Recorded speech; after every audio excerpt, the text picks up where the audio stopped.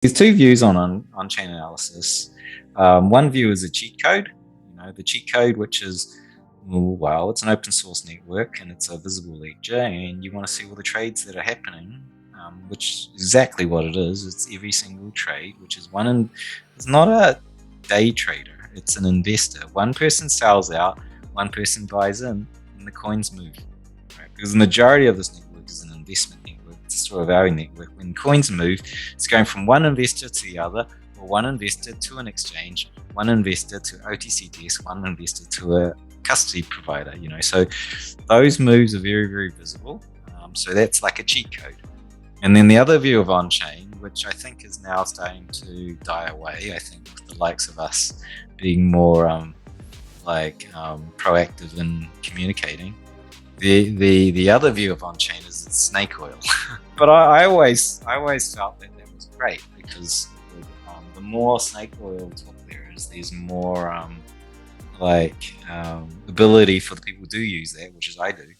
I trade relatively large volumes using on-chain, and the more people doing it, the less kind of alpha I will get. Everyone's doing the same trade, so you're not trading differently. So yeah, on-chain is really that. It's like a visible view into the ledger, and you're effectively looking for movements between investors and seeing their trades. And now I'm at the point where really the only thing I'm looking at, there's two things I'm looking at, but the only thing I'm looking at in a trade is to essentially look at different views of demand and supply. Where's the demand and where's the supply coming from, and where is it overwhelmingly a demand for space versus a supply space? The other thing that I do is really, it's a great forensic tool. So if anything happens, you can look at it at on-chain and at least get a data-backed explanation of what could have happened or what is happening. Like when recently we had China ban Bitcoin for the nth time.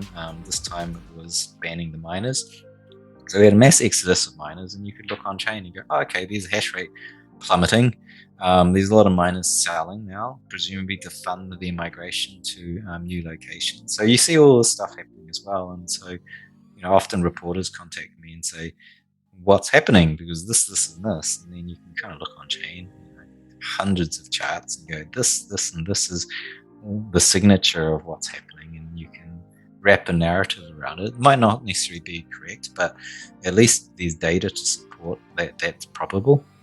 So that's on chain. It's effectively, if you're trading equities, an analyst might go into the company and look at the books and talk to the officers in the company and talk about the next products coming out. And in Bitcoin, it's not a company. We just talk about, we open up the company, which is the network, and we look at what is the fundamental activity. And of course, that stuff evolves and changes over time. So you need a good understanding of Bitcoin as a technology and all the different parts of the ecosystem. We're very accustomed to this 4-year cycle. A 4-year cycle of Bitcoin, you get a bull market, and then you're left with mostly a year of maybe 80% retrace. You repeat the cycle again, and we've really much attributed that to the halvening, the reduction of new coins being mined and sold onto the markets gets halved, so we get this impulse of supply shock. There's less being dumped, and so the price runs up. And in actual fact, we've only had 2 cycles of 4 years. The first cycle wasn't a traditional cycle. If you look at the structure of the market, the miners didn't even sell. So they were if you're in 2009, as of 2009 January onwards, you could mine it, and everyone was doing everything they could to mine the coins, and they didn't sell because first you couldn't sell, there was no markets, and then when they were available, they still didn't sell. They were still mining because they were believers. So the first cycle was not marked by any mining sell pressure, and it was just sheer vertical wall for years because there was very little selling, and that marked our first cycle. And it was not like any other you know, cycle. It was a very much an outlier. It was vertical, and then we had two, what we typify as our normal 4-year cycles, where we had an accumulation range, a sell down, a very hard sell down, 80, 90% or even more. I think the first one was even, I don't know, it was over 90%. And then we did it again. We sold down in the 2014 era, and then we had sold down in the 2018 era. And everyone's thinking now it's going to happen again. But if you were to look at,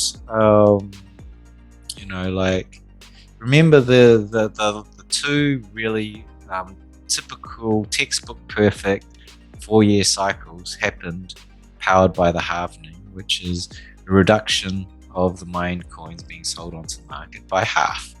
And 2017 was the last bullish impulse we had from that, where I think it was pristine, right? As of 2018, we had our futures markets developed, and BitMEX started to take the majority of the volume.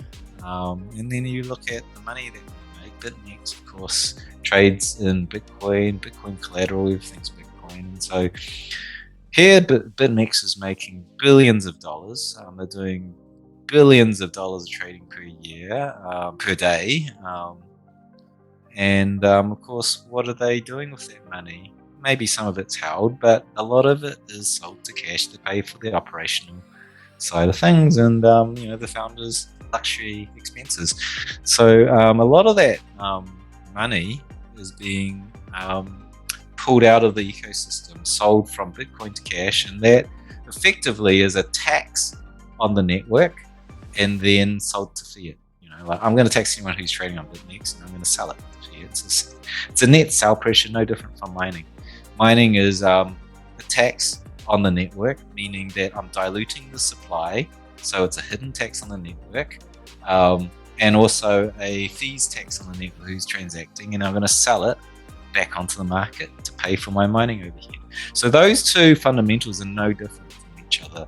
If you're a business that's earning Bitcoin on the network and you have to sell to fiat because you're paying salaries or you're needing to do that, because we're not in a world where Bitcoin is the currency, we do sell to US dollars to buy stuff. That effectively is the supply side equation to Bitcoin, a constant supply side, unlike investors buying and selling, right? This is a constant.